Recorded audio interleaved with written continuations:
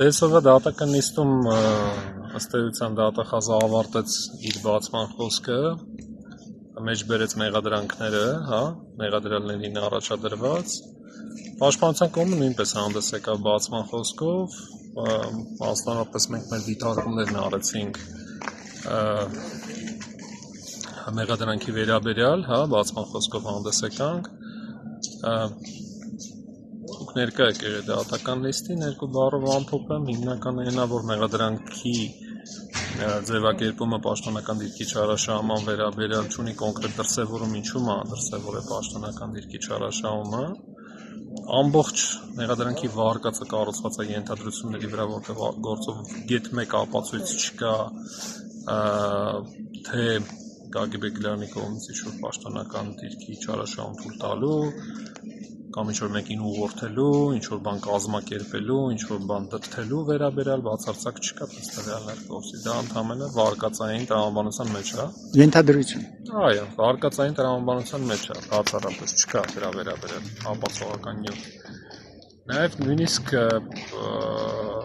որևէ կոնկրետ ընթացակարգային խախտում էլ պաշտոնավարման ժամանակահատվածում քրեական հետապնդման մարմինը չի կարողացել հիմնավորել։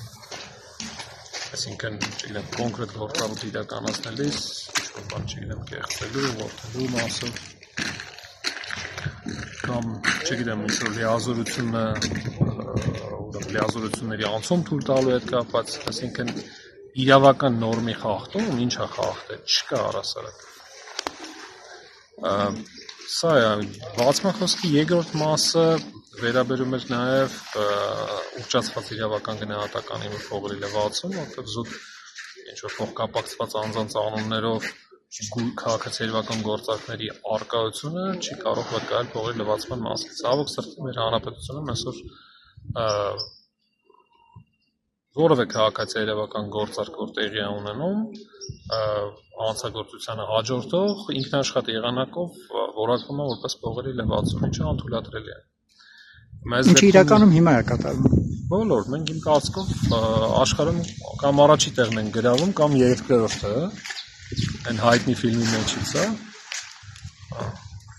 Միմինոյի։ Հետևաբար ակնհայտ է, որ դա արհեստական այնպես չի կարա լինի, ու այնպես էլ չի, որ Հայաստանը փողերի լվացման կենտրոնն է աշխարհի։ Հետևաբար դա իհարկե բավական սուր է հնչում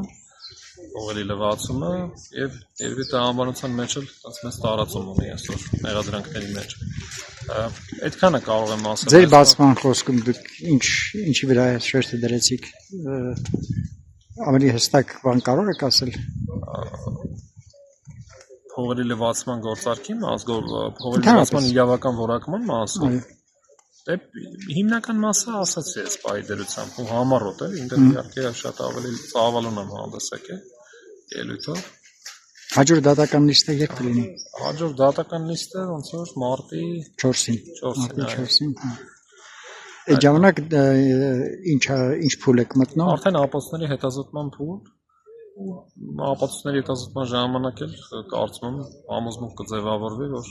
այն վարկածը ինչ որ մեղադրանքում կա, դա վարկած է ընդհանրապես, դա հավաստիացում է, բայց չունի ապացուցողական հենք։ Այդքանը։ Շնորհակալություն։